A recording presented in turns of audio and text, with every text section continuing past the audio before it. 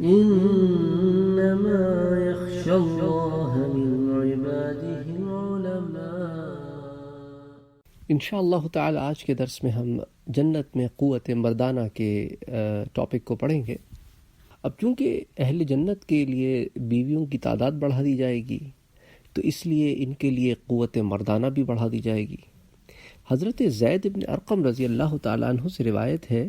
کہ اہل کتاب یعنی یہودیوں میں سے ایک شخص نے اللہ کے رسول کی خدمت میں حاضر ہو کر یہ سوال کیا کہ اے ابو القاسم، آپ فرماتے ہیں کہ جنت والے کھائیں گے اور پئیں گے؟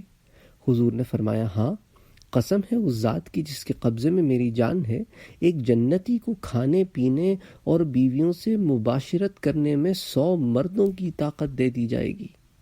یہ سن کر اس یہودی نے سوال کیا، جو کھاتا پیتا ہے اس کو پیشاب پخانے کی حاجت ہوتی ہے، لہٰذا جب جنتی کھائیں گے پئیں گے تو پیشاب پخانے کی ضرورت بھی ہوگی، حالانکہ جنت ایسی جگہ نہیں ہے جس میں کوئی چیز تکلیف دینے والی ہو،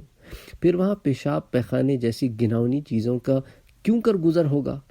اس کے جواب میں حضور نے فرمایا کہ کھانے پینے کے بعد ان کو پاخانے اور پیشاب کرنے کی حاجت نہ ہوگی،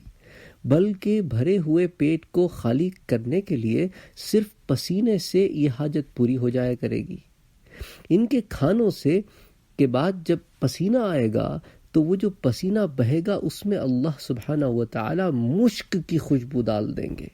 اور جب یہ پورا پروسیس ختم ہوگا تو اس سے ان کا پیٹ ہلکا ہو جائے گا۔ اس حدیث کو امام احمد نے اور امام نسائی نے روایت کیا ہے۔ اس حدیث سے معلوم ہوتا ہے کہ اہل جنت کو 100 مردوں کی قوت دے دی جائے گی۔ ترمذی شریف میں بھی اس مضمون کی ایک حدیث مروی ہے جس کو امام ترمذی نے حدیث صحیح فرمایا ہے، اور ساتھ ہی حضرت زید بن ارقم والی حدیث کا حوالہ بھی دیا ہے جو ابھی آپ کے سامنے میں نے پیش کی۔ جنت چونکہ پاکیزہ جگہ ہے اور وہاں کے مرد و عورت سب پاکیزہ ہوں گے، اس لیے ہر طرح کی گندگی اور گھناؤنی چیز سے وہ محفوظ ہوں گے، جس طرح پیشاب پخانے وغیرہ کی ضرورت ان کو نہ پڑے گی، اسی طرح ان کی منی بھی نہیں نکلے گی۔ جمع الفوائد میں محدث طبرانی نے معجم الکبیر سے نقل کیا ہے کہ اہل جنت مباشرت کریں گے، لیکن اس پروسیس سے نہ تو ان کے عضو مخصوص میں ضعف آئے گا، یعنی کہ وہ ویکنس نہ محسوس کریں گے، جیسے دنیا میں شہوت کے بعد ایک ویکنس محسوس ہوتی ہے، جنت میں یہ ویکنس محسوس نہ ہوگی، اور نہ ہی ان کی جو شہوت ہے وہ منقطع ہوگی،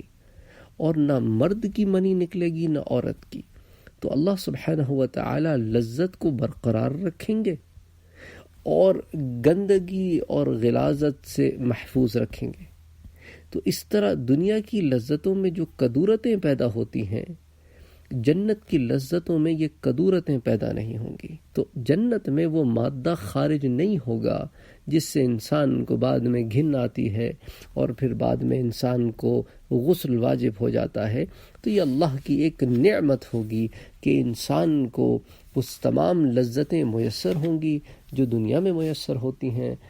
لیکن وہ چیز نہ ہوگی جو دنیا میں ہوتی ہے، یعنی کہ پانی کا نکلنا اور پھر اس کی صفائی کا ضروری ہو جانا۔ وفوق كل ذي علم